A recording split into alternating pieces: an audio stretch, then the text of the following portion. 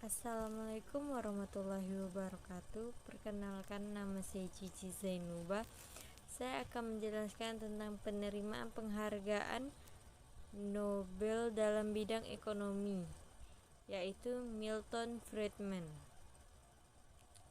Beliau menerima pencapaian di bidang analisis konsumsi, teori dan sejarah moneter, dan demonstrasi kompleksitas dari kebijakan tentang stabilitas. Ada dua tema pokok pentingnya, arti uang dan ada juga kebebasan individu.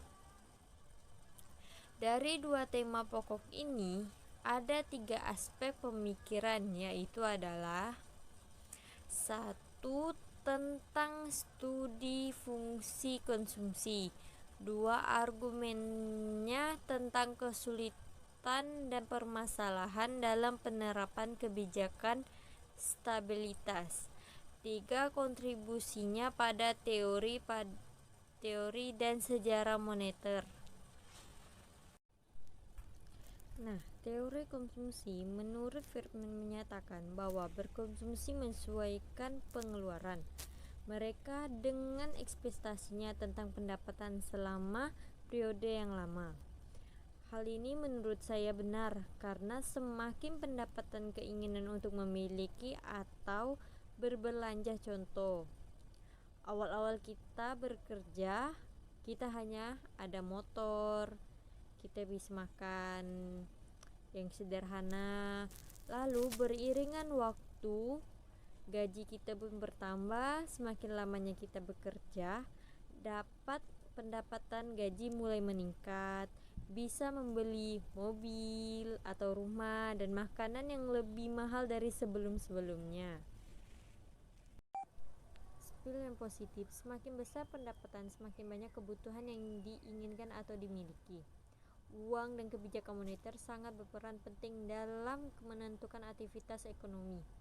Kecepatan ini tergantung pada faktor ekonomi seperti suku bunga dan perkiraan inflasi. Ini juga masih sama diterapkan sampai sekarang. Ketika uang berpengaruh pada aktivitas ekonomi dalam jangka pendek, dalam jangka panjang uang bisa netral dan bisa tidak memiliki dampak ekonomis. Menurut saya pendapat ini kurang setuju, karena jika dalam pemikiran suku bunga dan perkiraan inflasinya, ketika otoritas moneter menambah maka suku bunga akan turun, maka investasi akan meningkatkan, pertumbuhan ekonomi meningkat, dan juga bisa terjadi biaya produksi yang sangat meningkat. Kalau biaya produksi meningkat, maka akan terjadi ekses tenaga kerja. Kalau banyak tenaga kerja, berarti upahnya juga meningkat, maka harganya bakalan meningkat. Oleh karena itu akan terjadinya inflasi. Laju pertumbuhan uang yang tinggi menyebabkan terjadinya boms dan inflasi. Sementara itu, penurunan dalam laju pertumbuhan uang dapat menimbulkan resesi dan kadang-kadang juga deflasi. Sekian dari presentasi saya untuk menjelaskan penghargaan Nobel. Terima kasih. Assalamualaikum warahmatullahi wabarakatuh.